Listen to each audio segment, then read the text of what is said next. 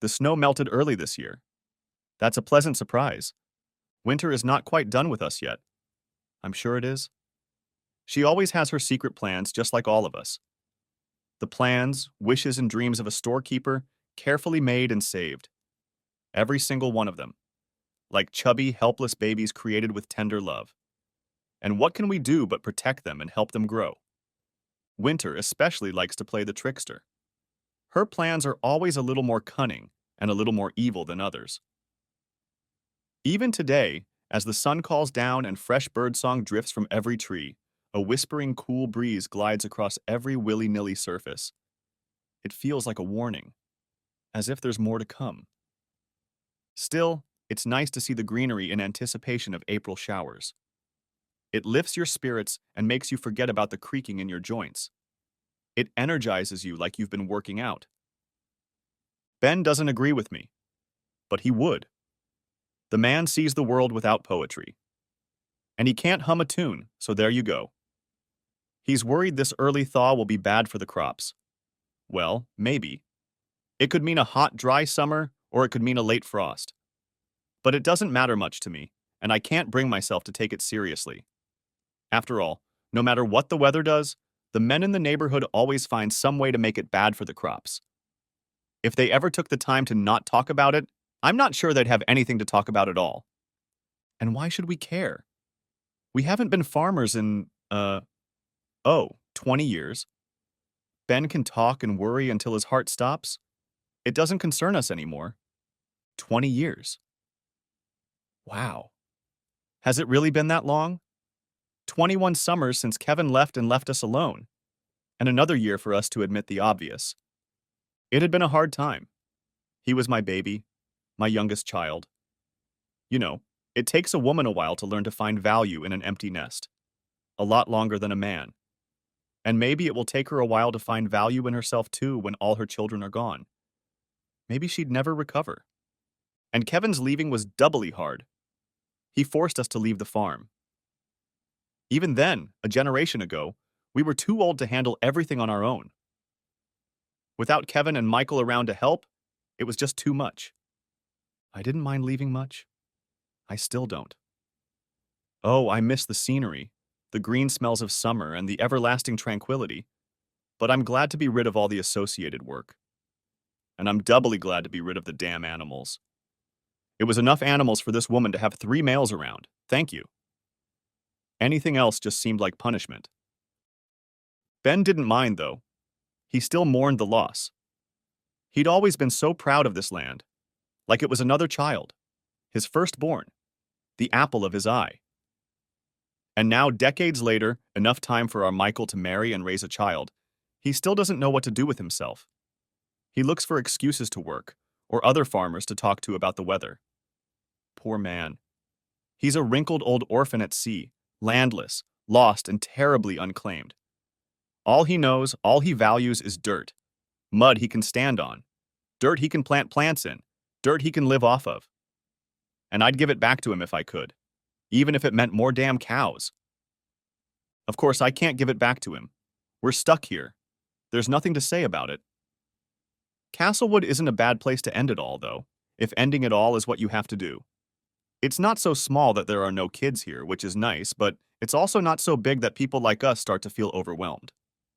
Heck, we've been coming here on weekends for years, so we were already unofficial residents. Castlewood was always our only stop for church and grocery shopping. The steakhouse is the only real restaurant for miles. And of course, Kevin and Michael went to school here. Once they got cars, they were here all the time. I think a lot more of their happiest teenage moments happened in Castlewood than on the farm. That's how they realized they had to leave. Ben used to stop by here a lot too, to meet friends at the bar when he was still drinking. But that was before the boys came along. Thank goodness they never got to see that side of him. He got it from his father. He killed that old bastard shortly after we were married. Ben got hurt too. It took some of his youth, weakened him a little. But he picked himself up willingly, didn't think it was the right thing to do. I'm proud of him for that. Yes, we've changed over the years. But the town sure hasn't changed. One church, one bar, one school, and one stop sign. This is Castlewood, the last place in my life I'll ever call home. I may not miss the farm as much as Ben does, but I love sitting here on the back patio every morning and drinking coffee. It faces away from the city, and we are on the outskirts, so it feels like I'm all alone here. Alone, but significant. Like on a farm. Like in a church. And that's exactly what I'm doing right now. Sipping black, watching the breeze tickle the tall grasses. The only thing that gives away my little illusion is that damn stop sign. I don't even know why it's there. No one ever pays attention to it. Why would they? The amount of traffic we get in Castlewood on any given week is probably about the same as a regular dead-end alley. There are only a few people here, and most of them are transported residents or their spouses. The two-lane road that crosses the road into town, I honestly don't know anything about. It comes out of nowhere and disappears again. I almost never see passing cars when I'm here. But talk about these things and they show up. Adrien Burke's silver LaCrosse is just this minute cresting the hill on the other side of the stop sign, heading into town. I hold my coffee cup in my hand and watch him drive. Adrien's is a nice guy. He didn't grow up here, but his wife did. Laura Burke was born and raised in Dole, and a very pretty one at that. Her parents are good people, longtime locals. They are loved and respected. And so was Laura. She was a very popular girl. Pretty, really. When she left for college, a lot of the local boys took it pretty hard. You'd have laughed when you saw them. For weeks after she left, they just hung around the house like sullen children. Without their antics and conversations, the town had a quiet June. I think by the end of June, even the pastor and the sheriff were waiting for them to start misbehaving again. I shouldn't be so picky about the boys, though. It wasn't just them. Some of the older ones sulked a little too. But they never said anything. They just sat in groups, and when their wives passed by, complained about the lack of rain, it rained just fine, and we all knew what was really going on. Men. But Adrien suited her, and I'm glad they found each other. It's the kind of thing you can recognize. They just fit together. She found him in college, and that was the end of it. Now they live in Des Moines. It's a 3-hour drive from here, but they come to visit. Usually they come on holidays, because I don't think Adrien has a lot of family of his own. And sometimes on weekends. But today is Tuesday. I can't understand why they would show up on a Tuesday. And they're going really fast. Must be going 90, maybe more. It's very strange. I don't know if I've ever seen one of them speeding. Wow. I don't think they're even going to slow down for the intersection. Oh my God. I'm holding my breath. Stupid woman. No. I may be a stupid woman, but I'm worried. Something must be really bad. You see, most people around here don't pay attention to this sign. They treat it as a landmark or a welcome mat, nothing more. But Adrien Burke always slows down behind it. It doesn't matter that you can see for miles from the hill, or that there's no one else on the road. He always slows down. Hell, in the winter, he stops altogether. He likes to say it's a city feature. Rob Dunham jokes about it. You can always tell when Adrien is driving, he says, because he gives way to the headwind. And today he wants to race right through that intersection. It's like the devil himself is following. Is that a two-way truck too? Talk about rare. Jesus Christ, it's a semi. He's gonna... Adrien, J.B. Matthews. My heart goes out of rhythm, and I hit the brake. It doesn't matter. I never had a chance to stop. You can't just slow down a truck that big. I'm yanked sharply by my seatbelt, and it hurts, but just a little. It's not me in real danger. It's them, in LaCrosse. The little silver sedan folds up and collapses around my grill, looking like a paper toy. The sound is nauseatingly concussive. I keep braking, but God knows how many feet pass before we finally come to a stop. I can't breathe. I can only stare. LaCrosse is destroyed. My hands are shaking. Move, I tell myself. Move. But I can't bring myself to unbuckle my seatbelt or open the door. Move. I shouldn't be here. I'm not supposed to be anywhere near this place at all. I was supposed to get to some wind turbine field, 40 minutes ago now. Got lost on my last run before a 4-day break. This was supposed to be my weekend with the kids, and Michaela says that if I have to cancel the trip again, I might stop coming altogether. I don't make my own damn schedule. She knows that. And all I want out of this life is some time with my kids. To be a part of their growing up. To know them and be known. But no one cares about me. Not Michaela. Not her new husband. Not the court. She's so damn angry since the divorce, she'll probably take the kids to her mother's house for the weekend just to spite me. Probably leave that asshole of hers to break the news. The kids sometimes call him Daddy. Doesn't that break your heart? My kids call him Daddy.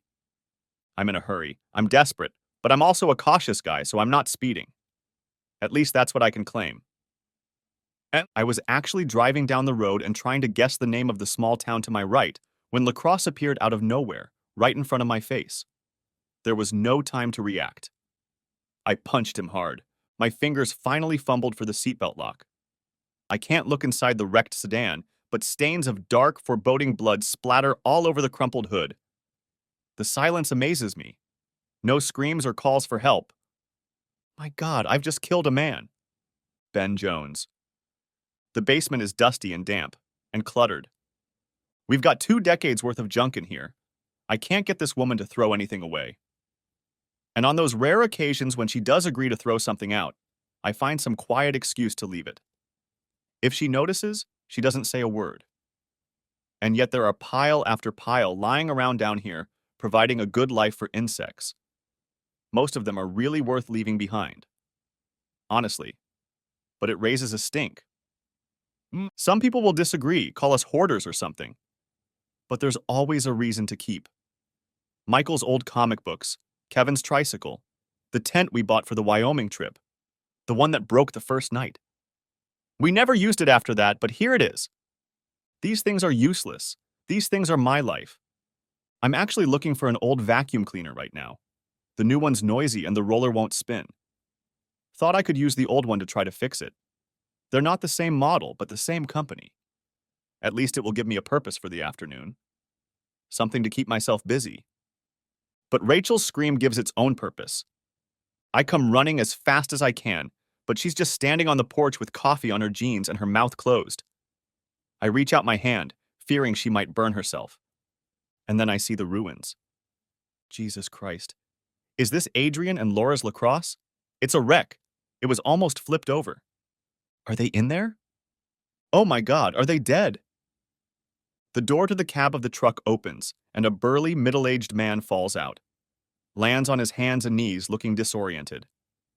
He's probably hurt or just scared. He vomits on the concrete and then smears it with his hands, trying to get up. Don't people sometimes vomit after a head injury? I seem to remember reading something about that. I look back at Rachel. She's just shaking, eyes widened, probably in shock. Go get help, I tell her. I'll see how bad it is. She doesn't move, so I grab her arm and turn her around toward the house. Go! I yell and push her, hoping that if I'm strong enough, she'll reach it. It works. She whizzes past the screen and heads for the phone. I hope she didn't burn herself with coffee.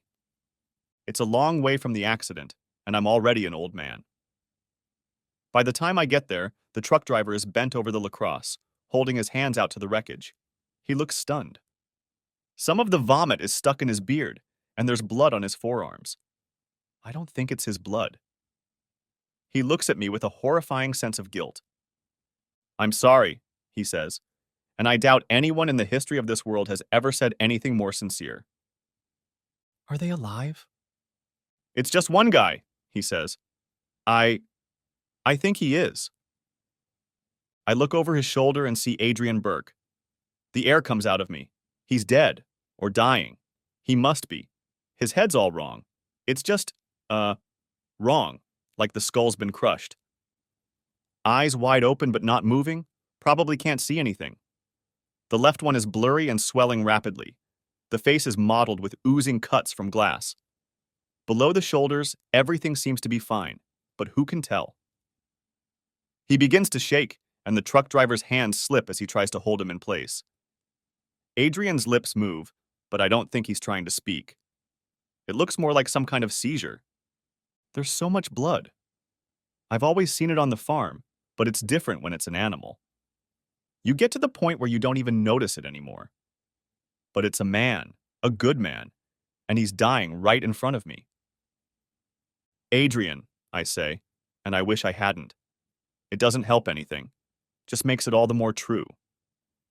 He starts shaking harder, low, guttural sounds coming out of him, and the truck driver tries to find an angle that will allow him to both restrain and support him. I pull myself as close to him as I can.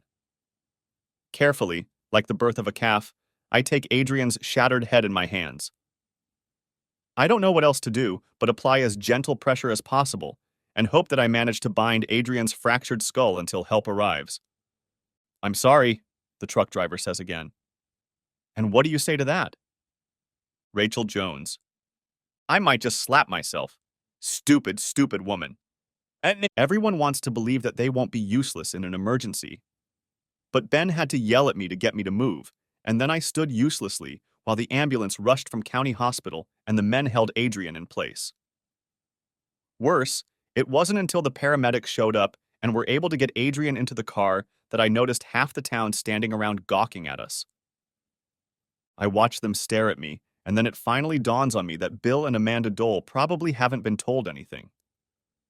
"Ben," I whisper, "they're not here. I don't think they know." I may not be thinking clearly, but he sure is. Meh! He hurries away without another word, and 20 minutes later the dolls are already in the car and driving out of town. Bill is driving, and Amanda is on her cell phone, chatting animatedly with someone. You've never seen paler, more frightened faces. I tell them to call me when they know more. Amanda says she will. I'm already making plans in my head to go out and join them. Bill stops to ask Ben a question about the route, and Amanda peers out the window a little to give me a hug. She's crying. But who doesn't cry? The townspeople don't gossip. They're quiet and respectful and mournful, but we're all so used to being quiet. People like us are incapable of understanding these things without talking. Rob Dunham's voice comes to me. "What the hell was Adrien doing in town on Tuesday?" he asks. "And where the hell is Laura?" Amanda Dool. It took us 3 hours to get to the hospital. 3 silent, unthinkable hours that whizzed past us at half speed and stretched like the highway we were driving on. So can anyone tell me how in heaven's name Bill and I managed to get there before the trauma helicopter? When the woman on the phone at Hamlin County Hospital told me that Adrien would be airlifted to Mercy Hospital in Des Moines, I figured he'd probably be there within the hour. I mean, what's the point of airlifting if it doesn't cut down on travel time? And here we are. It's been almost 4 hours since Bill Jones first knocked on our door, and he's still listed as en route. I'm told that when he arrives, he'll be taken directly to the trauma center and taken straight into surgery. The obese and bored bitch, well, that's just the way it is, at the nurse's station won't communicate anything more than that and won't explain to me why they can't get him in sooner. Well, she can quibble, but she can't stop me from insisting. Do you know exactly what his injuries are? I ask for the 3rd time. Will he even make it to the hospital? Can't they operate on him during the flight? She throws me the look that teachers save for particularly troubled students and sighs. I throw back a look that only another woman could read and think. Look, lady, this is my family we're talking about. I stand before you, desperate and old with sweat stains under my arms. I'm begging for every favor. I am a thief of change. That is what I am to you. Ma'am, I assure you, she says, no longer trying to be patient or caring. Both the county hospital and the transporter are well equipped to take care of a patient's urgent needs. Your son. Son-in-law, I repeat. My daughter's husband. He's being given the best care possible, which means we'll take our time to get it right. You'll know more about his injuries as soon as we know more about his injuries. She presses her lips together, turns and tries to look busy. Well, I don't see how you can do anything right when no one knows any damn information. I snap at her. She clenches her jaw, but stubbornly continues to look busy. I glance over my shoulder at the glass door where my husband is standing with his hands over his eyes, looking up at the sky. Oh, Bill. You've gotten so thin in your old age. Old people should be as fat as children, and you should be sitting up. I look around. Look, I say in a softer tone. Can't you just... There's a rhythmic pounding behind me, and I turn around. Bill is banging a hammer on the glass, pointing to the sky. I hurriedly step out, hopeful. There, he points. I can't see anything. It's over here. That's it. Bill, trust me. He covers his eyes with his palms again. It's there. I wrap my two chubby arms around him and lean my tired head on his shoulder. I always trust you, my love. Bill does. The helicopter lands, but the situation doesn't improve quickly. People get out of the helicopter with what can only be called good speed and carry the stretcher out, but then everything seems to stop. Minute after minute, they just stand there, hovering over it, not going inside. They don't rush to contact the doctors. They don't seem to care how long they take. They just move around the prostrate figure with the methodical slowness of a cold lizard. On the other side of the door is a hospital full of life-saving equipment, but these unresponsive fools aren't going anywhere. Does that mean it's too late? Is Adrien really dead? God, if so, Amanda speaks, and I realize I'm not listening to her. But all she does is call Laura's cell phone again, leaving another message. I add this to the list of questions that are plaguing my heart right now. Where is my daughter? Amanda sighs, hanging up the phone. Still no answer, she says. I keep my eyes on the paramedics. Do you think her absence has anything to do with Adrien showing up on Tuesday and at speed? I don't know. I hope not. She looks at me and shakes her head. But something must be wrong. Behind us, a nurse opens the door. Though I'm sure Amanda has gotten on her nerves more than once, she looks at her now with a soft pity. I have to ask you if you want to say goodbye, she says. I glance at the helicopter, nod, and Amanda starts crying again. Wednesday, March 16th. Rachel Jones. The truck driver is sitting with Dole's parents when I get to the waiting room. He looks terrible, sickly, like he'd gladly get up and die if it were that easy. I don't know how aware the Doles are of the accident, whether they know Adrien was at fault, but they don't seem to shy away from the grubby man. That's a good thing. It's 9 in the morning, and even though the trauma center waiting room is divided into several bays, each with fold-out couches with pillows, I can see that none of these people slept last night. Amanda gets up, wobbly but smiling, and hugs me. Do you know anything? I ask. What did they say? Amanda nods, then swallows hard and looks at Bill. He stands up, weak from age, and shakes my hand. Well, he says, he's not dead, and if he survives, you may have saved his life. There's not much you can promise now. The surgeon came out and talked to us. When was that, Mandy? Sometime after 4. After 4, he agreed. They just finished with him. He's got, let's see, his skull is fractured right here. He points to the spot under his nose and then runs a finger along the right side of his face. It continues here. He runs his finger under the cheekbone on the other side and up above the ear. They put plates in to hold it together. The bone is badly cracked around the eye sockets, and the jaw is broken in 2 places. It will be closed with wire for a while. The clavicle is broken too, and he broke a few ribs. Turns to Amanda for help.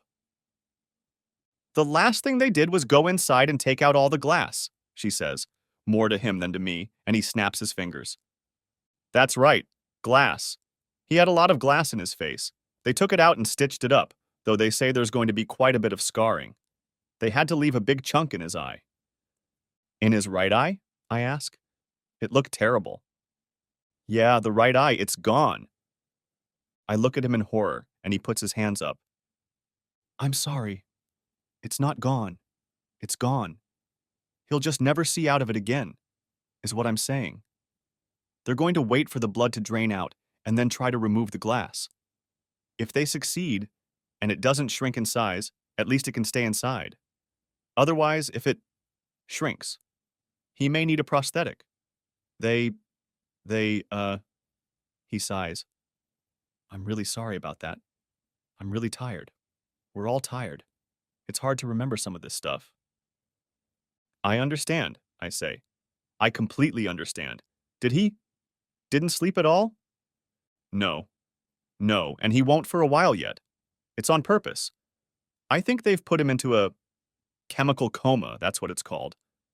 They're keeping him out until he stabilizes and heals. They've decided that maybe in 5 or 6 days or so, they'll try to bring him out of it.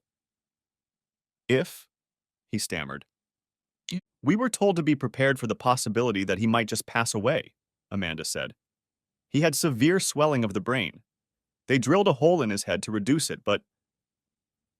At that, I closed my eyes. I had an uncle on my mother's side who was in a motorcycle accident. He survived, he had brain swelling, and after that he was never the same again. His whole personality changed. He was retarded. He struggled with simple motor skills and tasks. He forgot things. It ruined his life. Wait a minute. It occurred to me that something was wrong. Something is missing. I open my eyes, look around the room, and frown. Where's Laura? I ask. They exchange glances, and Amanda sighs. Thursday, March 17th. Bill does. The doctor says the boy will definitely survive. I think now would be a good time for prayers to be answered. I wish I had known. I have a list I've been making for years, full of names, guilt, and sorrow. Oh well, I guess I should just be glad that he can be counted on sometimes. There's no news yet on whether he'll still have that eye. We were told that brain damage should be considered certain, but they didn't say how severe. Well, I'm not going to hear anyway. I want to hope that someday we can look back and wonder. Marvel at how lucky we were that such a close call didn't have lingering effects. To marvel at how the good Lord reaches out. He has answered my prayers and made me greedy. There is a new addition to this list of petitioners, that my daughter's chosen husband live and be in good health. This favor I ask of my God, from whom I have never expected anything but good weather to grow crops, for whom I have lived, and for whom I will someday die. Amanda sits at her computer and checks her email. She leans over to the screen and squints. I ran into the house yesterday and grabbed some necessities, but I forgot her reading glasses and her heart medicine. Silly old man. She slowly, methodically goes through the messages. I can't imagine who they're all from. Probably shouldn't read them. Yes, it used to be harder to send a letter, but it used to be something special too. Like a lot of things, I guess. I don't know what's weirder to me. The fact that they found it necessary to put a computer in the waiting room of the trauma center, or the endless traffic that swirls around it. It would seem that people have enough to worry about without trying to deal with one of these damn things. But they walk past it with the leisurely adoration of the faithful before a blessed relic. It doesn't look like they take much pleasure in it. It's more of a duty than anything else. But they always come back for more. Those stupid things are everywhere now. I think they're even used on farms for stuff. They use them to keep an eye on... Oh shit, who am I kidding? I don't know what they use them for. All I know is Wayne Youngblood's always grumbling when he comes to town. Here's a man who keeps up with the times. Almost my age, and he speaks the same weird language as the newbies. Knows all the right words, nods at the right moments. Absolutely nothing gets past him.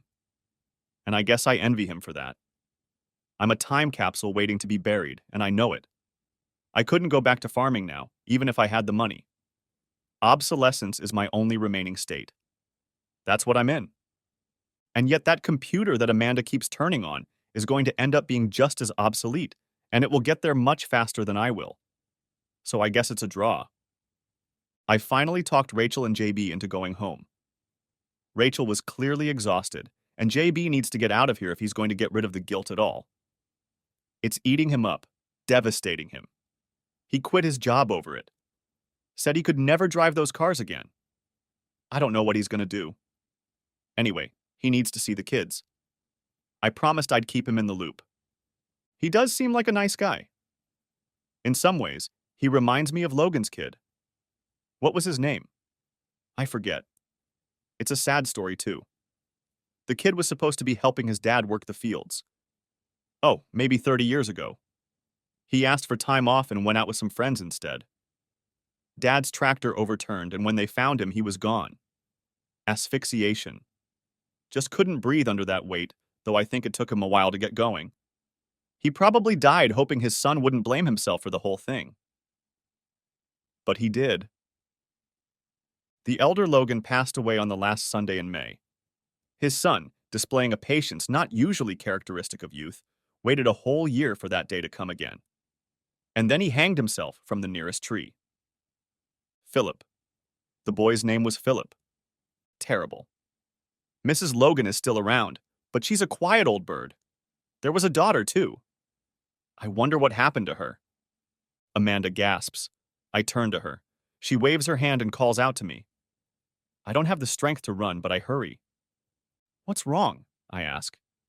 Is something wrong? Look, she says, pointing to the screen. It's a letter. It's from Laura. What does it say? Just read it. I start reading, leaning over her shoulder, and the world gets a little colder. Oh, Laura. Oh, no. Amanda Dole. What has my daughter done? We're going to be needed, Bill. Even more than I thought. Adrien will need us most of all. His whole life is in pieces. And Laura will need our support. Perhaps our understanding, or at least our forgiveness. And I'm not sure we have enough strength left to take care of either of them. Oh, Adrien. Is that why you ran away? Why did you come to us? Did you think there was something we could do? Some way to undo what's already happened? What are we going to do? Tell me, Bill. What will Adrien do? What's there left for him to do? We were hoping they could put him back together, and it turns out the biggest piece was ripped out before he even got in the car. My daughter pulled it right out of him. Laura, what are you going to do, honey? Your track record for decision-making is not the best right now. You selfish, stupid girl. Am I supposed to be angry with you? I am. Ashamed? Yeah. Disappointed? A little. But defensive? Sympathy and sadness? I feel it too. Is it wrong for me to want to hold you and help you through this nightmare you've created? To try to make it all go away so you can sleep peacefully when the sun disappears every night? It doesn't matter. None of this is within my power. And it should be. I can't even bring myself to answer my own questions. I ask and ask and ask and know nothing. I reread the letter again. Hi, Mom. I was wondering if you could do me a favor. I had to go to Florida for work. There have been some problems in our Tampa office, and I've been asked to take care of them. It should take a couple weeks. What a drag. I've been gone for 3 days, and I've called home several times, but Adrien doesn't answer or return my calls. Could you try to get in touch with him? I'm sure everything is fine, but all last week he's been kind of moody. When I tried to talk to him about it, he acted crazy. Things are pretty hectic around here, so I might not be able to check my phone or email for the next week or so. If you talk to Adrien, tell him my words about how much I love him. You know I love you too, Mom. Laura. Yes, Laura. I do. I know so much. I know that Principal Financial is having a hard time. These days, of course, everyone is having a hard time. But your employer's difficulties are perhaps a little more pronounced because they recently closed some of their offices on the East Coast. I'm aware of that. You see, when the largest employer in Des Moines, one of the largest in the state, is having such a hard time, word spreads. People discuss it to death. In this part of the country, the survival of a major company becomes life and death for everyone. And you'd be surprised how many people in and around Castlewood have a cousin, brother, or anyone else who works there. So I know that your company's Tampa office has actually been closed for months now. I also know that Victor Casey was back in town last week for his brother's birthday and was talking about a cruise he booked for himself and a woman he is dating. The cruise was leaving today from Tampa. He was meeting her at the airport Monday night, and they were going to spend a few days in Tampa before the cruise sailed. I know Victor Casey still wants you. In fact, he kept asking about you. Until about 6 months ago, Laura. He just stopped asking, and completely out of the blue, and up until now I just hoped that he had found someone else to desire. I know that what I told you when you were in high school remains true. No matter how you feel about Victor Casey, he's nothing but trouble. And he's cruel. He plays games and doesn't take responsibility for the outcome. He never loved you and he will always be unfaithful to you. Laura, sweetheart, I also know that adultery is a sin, and a terrible and cruel one at that. And so do you. Friday, March 25th. Amanda Duell. 10 days have passed since Adrien's accident split my world. Has it really been that long? It seems like an eternity has passed. I almost feel like I was born in this body exactly as I am now. A devastated, ugly old woman. The weight of motherhood is already upon me, hips flared. Divine hands have drawn wrinkles and varicose veins on it. The knuckles on bony fingers bulged. A tiresome sight, I'm sure. And I've probably lived my whole life right here in this very hospital. All I've ever done is go from the waiting room to Adrien's bedside and back again for centuries, with no end in sight. Other than needing to eat or pee, nothing changes. 10 days? Huh? Maybe 1,000. Maybe 100,000. But definitely not 10. And I'm not sure how much more I can take. I'm not cut out to be a martyr. I'm too selfish. Hurry up, Adrien. You have to wake up so we can start treatment. All of us. You need to stop hiding and come back into this world to deal with the problems you've been dealt. I know it must be scary. It's been 97 long hours since they started trying to bring you out of the coma. The saline drip that kept you energized has long since run out. The medication is out of your system and you're still unresponsive. It's not because they aren't trying to get you out. I flinch when they press the pen hard on your nails, pinching the sensitive spots until they hurt. But you don't show the slightest concern. You just lie there indifferently, quietly. They are talking to you, asking you all sorts of questions. I talk to you too, tell you stories from your life. You will never admit that you have heard them. Can you hold my hand, Adrien? They ask. Of course you can't. Do you remember how beautiful it was outside on your wedding day? I ask. Of course you don't remember. The night attendant tells me that it's not uncommon for patients in chemical comas to be slow to regain consciousness, especially after brain injuries. He says there's nothing to worry about. But even I can see that people here are getting nervous. Don't you kids know you can't fool an old woman? If I haven't been here forever, then my memories are real. I've given birth, raised children, and weathered storms. I am imprisoned in a man's world. So I know what this life is like. When I think about these things, I miss my husband. They'll keep me here, Bill. They'll keep me here forever. I know they will. They'll keep saying tomorrow and tomorrow and tomorrow until I get used to waiting for it to come and stop asking. Until I accept that it will never happen. Come and save me. I know you can. I wish you could stay. No, it's not fair. I won't blame you for leaving me. I had to make you come home to take care of business. It doesn't mean that I wanted it or that you wanted it. It just had to be done. We couldn't both stay here forever, locked in our pain and ignoring the outside world. And you're coming back for me. You'll come back tonight and you'll stay for the weekend.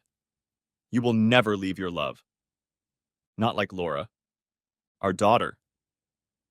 I have late-night conversations with her to keep me company, the ones she never answers. The endless emails and voicemail messages, each one depositing into the bank account of my running out of patience, and not a word from her in return. In fact, now is exactly that time. Time to dial the number and hope for the best. I walk out into the waiting room and turn on my cell phone. Are you ready, Laura? Will you answer it tonight? Surely your trip is over by now. So where are you? Sitting at home, nervously thinking about your absent husband, afraid of what I might think of you if you ask me about him? Do you think he has abandoned you? Have you listened to my messages? Read my letters? No, you couldn't. Even if you're capable of lying, of betraying your husband, your home, and your parents, you're still not capable of that.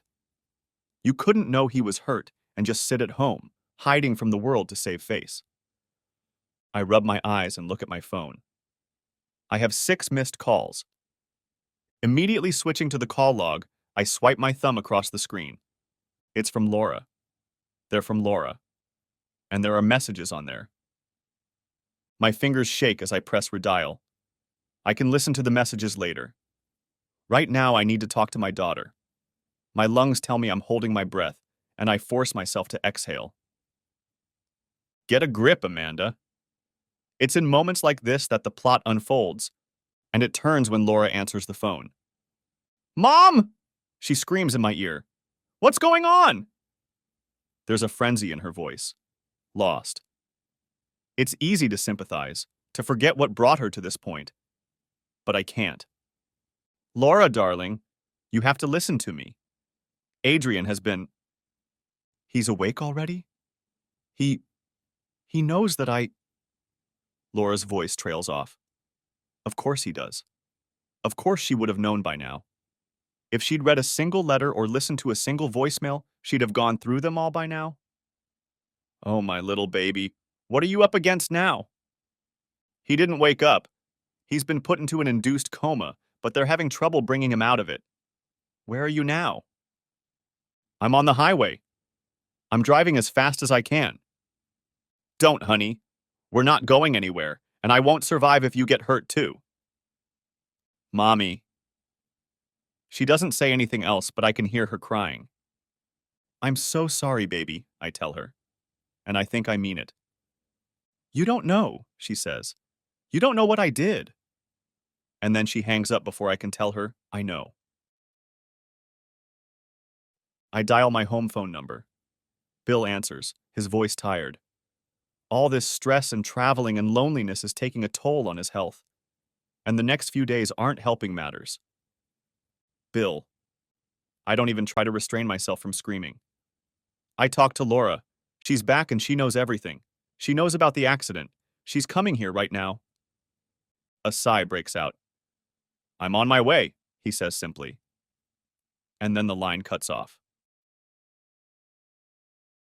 Saturday, March 26th. Bill Duel. The two of them hang together like vines helping each other up the barn wall, intertwining and nodding. They cry, as women usually do.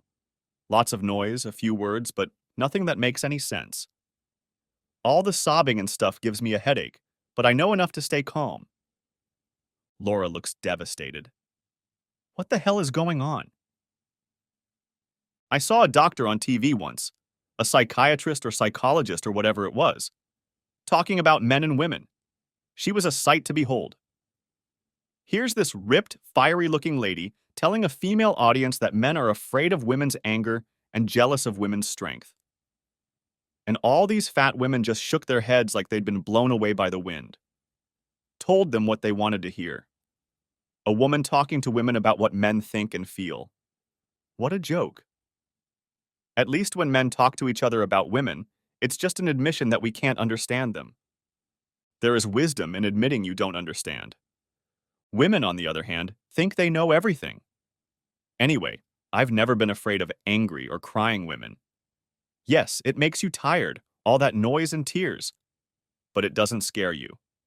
But 2 crying women, that's too much. Shit. It's just unpleasant. Honestly, I'd rather be in church. Looks like they both want to take the blame for all this. Well, they can both have it as far as I'm concerned.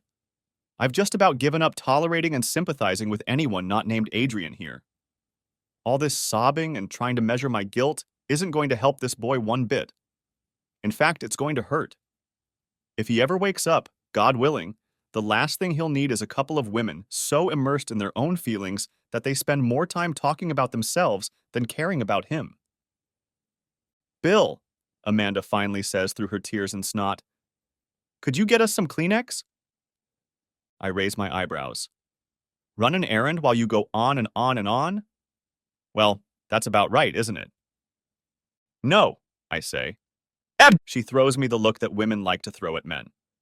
William, please, we're a mess in here. Well, geez, you should probably stop crying then. Daddy? Laura at least had the sense to look timid. Maybe it was just technique. Each of them had chosen their weapons based on a lifetime of experience. But their attacks are nothing new, and I'm ready. Bill! Amanda says my name as if it's a warning. Look, I know you have your hands full. Laura, I'm sure you feel more than awful. I think you should be, and so do I. Though I don't know why. But if you two don't put the past behind you, stop all the heartwarming stories and tears and start making plans for tomorrow, it won't matter if Adrien wakes up or not. Amanda frowned. How can you say that? Because it's true. He's going to need a strong support system when he comes to, if he does, and he's not going to get it if all you can do is go on and on about your damn business. Make no mistake, that's exactly what's happening here. You two are standing in the trauma room thinking to yourselves. So, okay, I'll get you your tissues if that's what you want, but if you don't stop this ridiculous shit right now, I think you both better leave. I don't often do this kind of thing because I'm usually okay with women solving problems with men. Most of the time, I trust my wife's judgment in this matter. It's just that right now she's found herself to be one of the ones at fault. Maybe it's because I don't like to do it, but when I speak up, she usually listens. Okay, Bill. She nods and wipes away her tears. Okay, and then goes to get tissues herself. She's a strong woman. Not many of them can stand it when a man talks tough, especially when they're on edge. Amanda has the rare gift of logical thinking. My little girl, on the other hand, was always a firecracker and 100% purely female reasoning. Everything had to be on emotion. Everything. Love, anger, stubbornness, compassion. Laura possessed them all before she was even out of diapers. She was capable of terrifying conflicts with other girls that I couldn't even foresee. Weird girl stuff with smoke and mirrors. Amanda told me about them after the fact. Don't get me wrong, I love her dearly. But Laura was something I had to get used to. They must offer new fathers some sort of training on how to raise little girls. Even as a teenager, I had to rely on her mom to play the role of mediator. I just couldn't understand the girl's train of thought. Her emotional state was so exhausting that it was like it was controlling her. I don't think my wife has ever thought that way. My mom didn't either. She was even quieter than my father. Stoic, really. So Laura, my little long-haired clapper, looks at me now with a kind of defiant resentment, as if I'm being unreasonable. But I can see that something else is driving her. Like that time in high school, when she threw that party while Amanda and I were in town. That damn kid Casey fooled around and broke the railing on the deck. Laura feigned outrage when we condemned her for it, but in the end it was just her defense against her own guilt and shame. When she cracked hard. Daddy, she said quietly, how can you say that? How can you ask me to be near him? How can I ever look him in the eye? And what makes you think he'd even want me around? Come here, sweetheart. I let her wrap her arms around me. It would be easier to get her to listen that way. Hugs are good for things like this. I think you should consider the fact that Adrien might not remember anything. Some degree of memory loss is very likely. And he probably shouldn't remember. Knowing the truth won't help him. And I don't know what's going to happen when he wakes up, but I know that his head is badly damaged. He won't be able to do much. He's gonna need a lot of help just to survive. For the rest of his life, honey. This isn't helping, she started crying harder again. I feel so awful. See, that's exactly what I was talking about. I know you feel awful. But these are things that happen to Adrien, not to you, not to me. He's family, and he's going to need us in ways we can't even imagine yet. I take her by the shoulders and pull back, looking her straight in the eye. Did you want a divorce, Laura? Were you going to leave him when the time came? What? She stared at him. No, I love Adrien. I can't help but shake my head in disgust. Pointing out the contradiction between her words and actions doesn't do anything to help me. If you tell him the whole truth about what you did, he'll probably want to get rid of you. And who can blame him for that? I certainly wouldn't. But he'll also be in pain, and pain is something he doesn't need to burden himself with. It hurts me too, Daddy. It's tearing me apart, and who cares? She gasps at my words. I understand. I've never cussed like that in front of her, and today I really had my hands full. Yes, you were hurt, but you're the reason it hurt. You lit a fire in this whole mess, and you don't have to pretend you didn't. But you're missing the real problem in all this. Tell me, Laura, if you take your shame out on this man, tell him almost everything, and he throws you out of his house, who's going to take care of him then? Dad. It's the rest of his life, Laura. The rest of his life. She sobs heavily, but it's okay. Maybe this is the end. How can I live with this? How can I live with this every day? She asks. Damn it. How can you not live? Amanda returns, but she has enough sense to stay away. She looks like she's washed her face. She opens her mouth to speak, but I wave her away. What if he knows? Asks Laura. What if he remembers? Kid, no matter how much his head hurts, he'll be lucky if he remembers his name. And so will we. She just shakes her head. Daddy, she says. I think he came for your help. I think he knew. Just remember what I said, honey.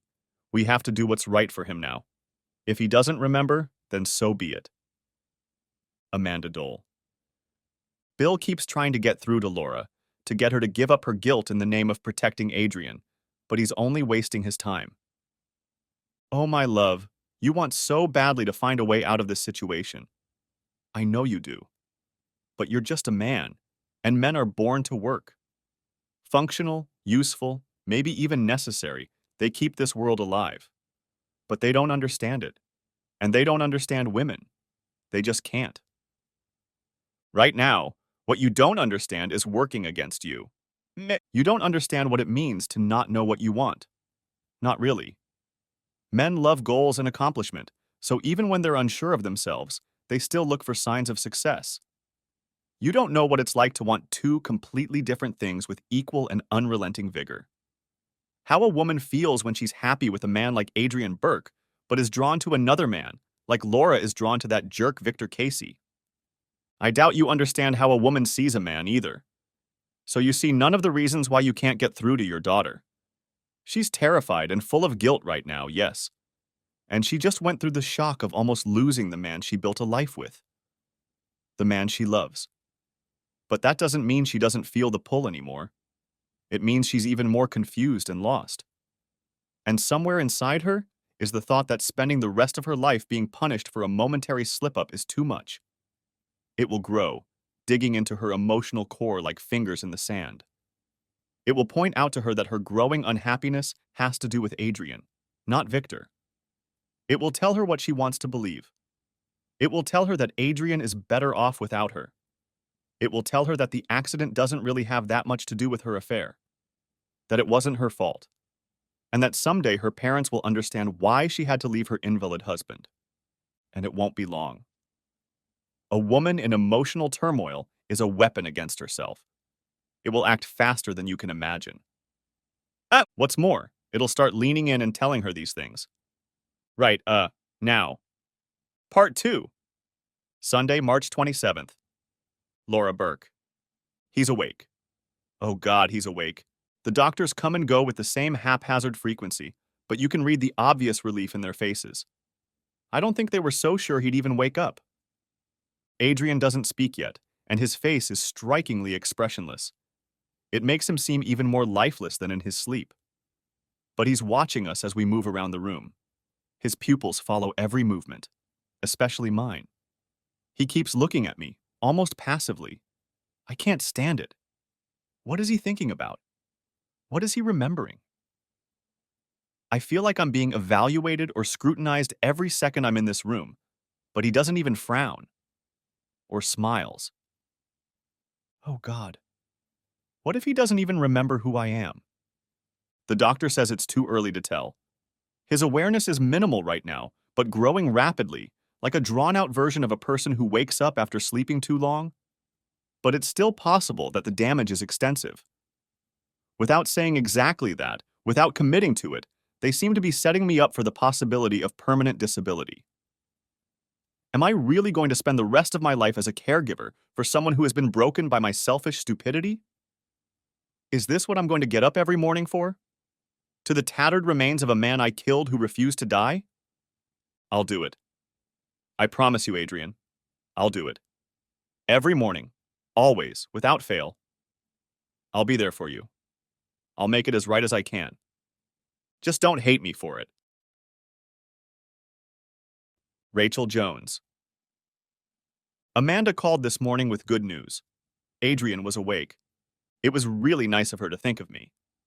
Of course, I'd be hurt if I was kept in the dark for too long, but I'm still grateful to her for that. They don't know what state his mind is in, and they still can't make a decision about his eye. It's still too clouded with blood. But they are going to make one decision or the other in a few days when he is able to regain consciousness. It's kind of weird to put a time frame on things like this. Ben says it just means they want to get their decision to the insurance company as soon as possible so they can start sorting out the payout. Maybe he's right. Everyone downstairs is busy gossiping about what he may or may not remember, what he may or may not know. I think he keeps looking at Laura, scaring her with his stare. But since his jaw is wired shut and his mind is still heavily clouded with medication, it's impossible to know what that means. It sounds to me like they should have told him anyway. This whole thing with his defenses is just code. Lies don't help a person. It doesn't work like that. I sit on the porch with a glass of water and think about how the world moves. I think about my boys and look at the empty road with the only stop sign. I think about Michael rushing into town because the girl he was dating thought he was fooling around and he was dancing with Victor Casey. Amanda tells me that Laura is still not herself. Well, gosh, she should be. Sunday, March 28th. Amanda does. Show me your left hand, Adrien, the nurse says. That's what they do, putting his name in every other sentence. These kids with tired faces and blue coats talk to my daughter's injured husband like he's some kid who was brought in with a cough. Adrien raises his arm a few inches, watching the movement of his own limb with the deeply sunken eyes of a starving man. All right, Adrien, now smiles. Show me the right. He does. Excellent. We're making real progress here. I'm very impressed. I'll check on you later. Okay, Adrien? He smiles at me as he leaves the room. I guess that should be a lot more encouraging than it is. Each new day brings its own positives. They even think Adrien will be able to keep his right eye now. It will be uselessly blind and will likely always be watery and red. But still, it's his own eye, not a prosthetic one. And his kidneys were unaffected by the strong antibiotic they were giving him. I didn't even remember hearing about this possibility, and I almost fought with the doctor about it. However, Bill assures me that it was mentioned as a possibility at some point. I accept his words like a river accepts water, but I still don't remember. Too much is said out loud and not enough is written down, is what I think. How am I supposed to keep track of it all? Are they so afraid of lawsuits that they are hesitant to even diagnose? The neurosurgeon is the only one who seems pessimistic. He constantly talks about the unique needs of people with brain damage, how they may experience swings in emotion or periods of irrationality. Changes in memory and behavior are likely. I can see Laura just falling apart every time he comes in. I'm surprised she's not sprawled out in her chair.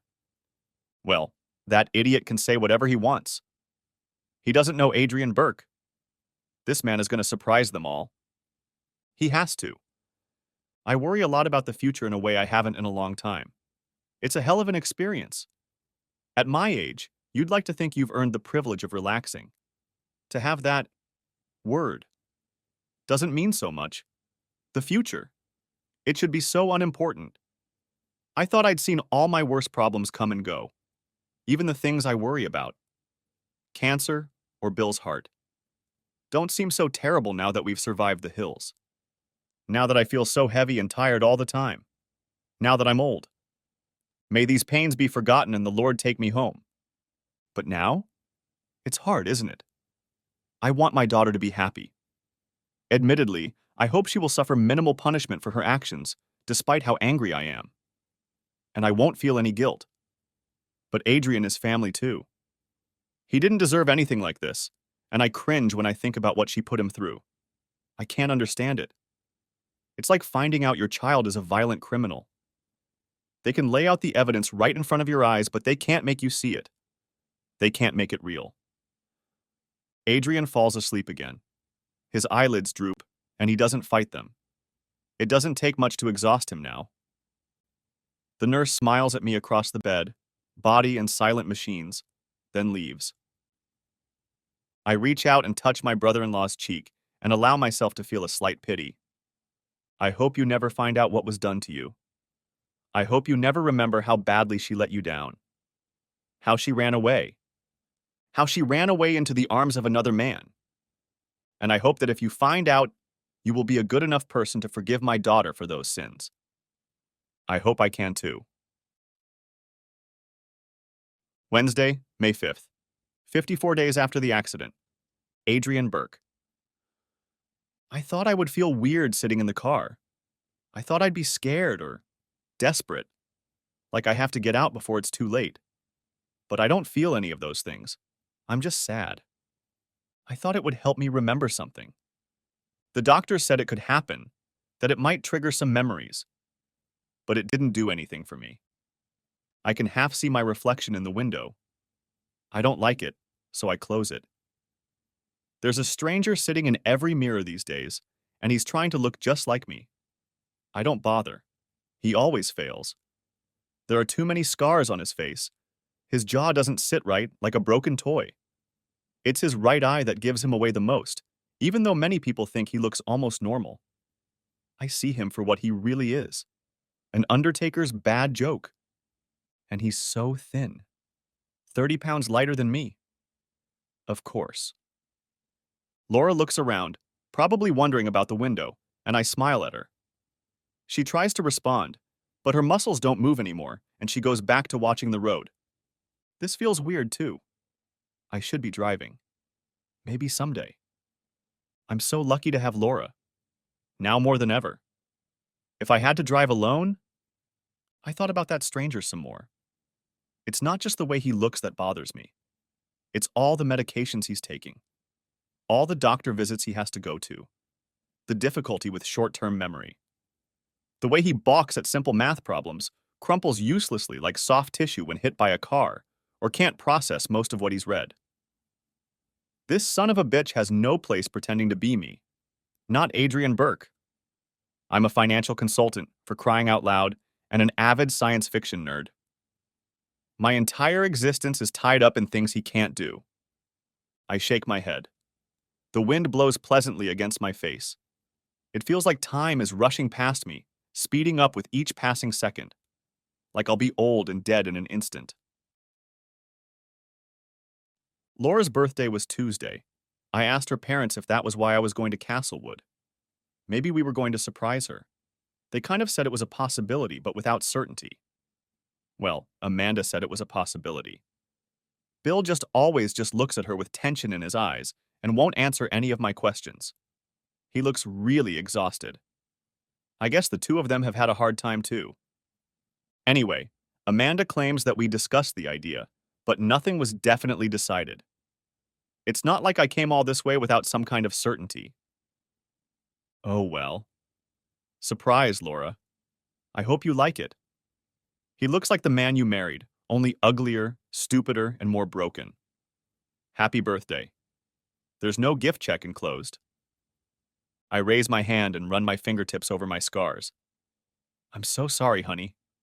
I asked Laura about that weekend too. She wasn't traveling with me, so where was she? I'm trying to find some piece of the puzzle to make the rest of the story clearer. You know how it is. But she said she was called into work, and I kind of memorized it anyway, so that doesn't help. She looks at me again. I'm going to turn on the air conditioning, she says. I nod and roll down the window. After a while, I close the vent directed at me. The air from the car might be cooler, but it doesn't give me the feeling that the breeze does. I look out the window again. The stranger is still there. I wish him harm and terror and smile. He smiles too, like it's funny. Like he wishes the same for me. It's too late, I say. What? Asks Laura. Nothing, just stupidity. She's silent for a moment. I'm glad you're finally coming home, she says for the 10th time. Isn't it great, Adrien? To get out of this place? I nod. The stranger does too. I just hope you still think I'm worthy of staying. I try to make a joke with my voice, but she flinches. Look, I tell her, it's okay. I know I look different. I know that I'm going to have some weaknesses. But we have to be able to talk about all of this. We can't just ignore it. Be honest with me when you can. I promise to do the same. And sometimes, honey, you just have to let me make a little joke about it. Okay, she cries. She grabs my hand and holds it. I love you so much. I love you too. As long as I have you, I'm lucky. We fall into silence again, and I begin to test my eyesight and information processing speed, testing how many words on billboards I can read before they go by. After a few miles of trying, my max is 1. Damn. What am I going to do with my life now? One of the billboards depicts a baby, and the sight of it pierces me to the core. A baby, I whispered. We were having a conversation about a baby. Laura gasps, and her eyes widen. What? Her hands grip the steering wheel. Sometime before the accident, I brought up the fact that we were having a baby. You. It went on like a blur. I remember we didn't decide to do it in the end. But I don't remember why. Do you? Do you remember that? She frowns, hesitating to answer for a long moment. I remember, she says quietly. What exactly was said? Anything that might explain what I was doing? Not exactly, no. We just agreed that the time wasn't right yet. I've been spending so much time at work, and you wanted more time to prepare financially, so... I look at the stranger, and he shakes his head. For once, I agree with him. This story doesn't feel right to me. But without my memories, what can I know, after all? How did I act? I ask her. Was I upset? Disappointed? She shakes her head, looking more confident now. You didn't seem bothered by it. Like I said, we agreed that we needed to wait a little longer. I try to visualize this conversation, and I'm having none of it. There is a vague sense that the conversation was not what she says it was, that it wasn't pleasant for me. But that's it. That doesn't mean she's lying. Hell, maybe I hid my disappointment from her to spare her feelings, or to avoid a fight. I guess it's possible. I think it was a mistake, I tell her. We shouldn't have waited. She's silent for a moment. Why do you say that? She asks in a thin voice. Because if there was a baby at home who needed us, there's hardly anything that would make me run to your parents' house like that. Not a birthday party, not anger, nothing. I would have stayed home, I wouldn't have gotten hurt, and I wouldn't have had to rally all the royal troops again. I'd be in one piece, and I'd be a good father. What kind of father could I hope to be? I'm surprised at how quickly the tears come. I can't be anyone's father now. She snorts and runs her hand over her face. Adrien? She seems ready to say something, but she misfires and shakes her head. Hey, I tell her. I'm sorry. I didn't mean to. I love you, she says quietly. I'm really, really sorry this happened. I love you too, more than you'll ever know. I look at the stranger, but he's only sad. And it's not your fault. Thursday, May 6th. Laura Burke.